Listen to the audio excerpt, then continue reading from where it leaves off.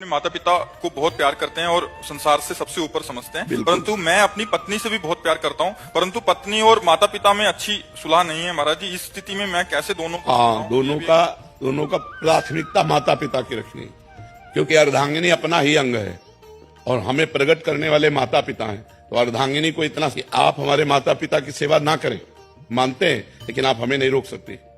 हम आपकी सुविधा, आपकी अनुकूलता आपको देंगे, लेकिन आप हमारे माता पिता की सेवा में अगर तनिक भी विरोध करते हैं तो हमारे आपके संबंध में विरोध हो जाएगा।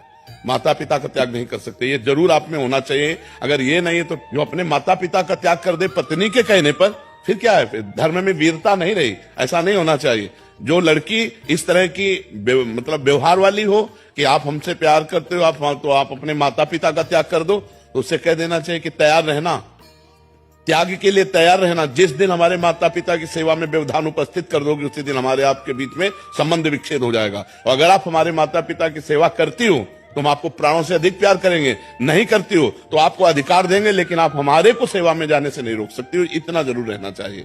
माता पिता भगवान का स्वरूप है और पुत्र का पूरा अधिकार है माता पिता की सेवा करने का। तो ध्यान रखना, अवश्य में भोक्तव्यम कृतम कर्म शुभाशुभम। जो जैसे कर्म करेगा वैसा फल देगा भगवान, भोगना पड़ेगा, इसलिए बहुत सावधान। तो कभी चूक मत कर देना, पत्नी के चक्कर में आकर अपने बूढ़े माता पिता को मारना पीटना या घर से निकाल देना, ऐसे कोई आचरण मत करना। पत्नी से को तुम करो या ना करो, हम तुम पर दबाव नहीं डालते, लेकिन आप हम पर दबाव नहीं डाल सकते कि माता पिता की सेवा से वंचित हो। माता पिता ही महाराज जी थोड़े से अलग व्यवहार के हों, वो बहुत गलत व्यवहार करें, हाँ, तो उनको चाहिए, माता पिता को चाहिए कि बुढ़ापा आ रहा है, ज्यादा अगर उद्दंडता करेंगे तो दुर्गति को प्राप्त हो जाएंगे। बहू बेटा को अपना बेटा और अपनी बेटी के समान चाहिए। थोड़ा प्यार का व्यवहार करें जिससे कम से कम उनको चाय और नाश्ता मिल जाए।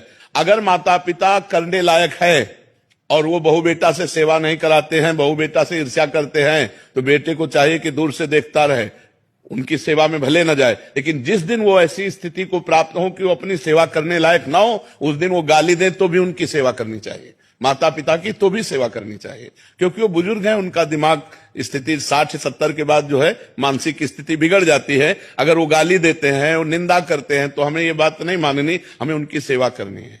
और अगर वो स्वस्थ हैं, अपने आप सेवा कर लेते हैं, खा पी रहे हैं, तो दूर से देखता रहे, खा पी रहे, आनंद से है, कोई बात नहीं। अगर 2-3 बेटा है महाराज जी, हाँ, तो उनमें से सब बेटाओं को चाहिए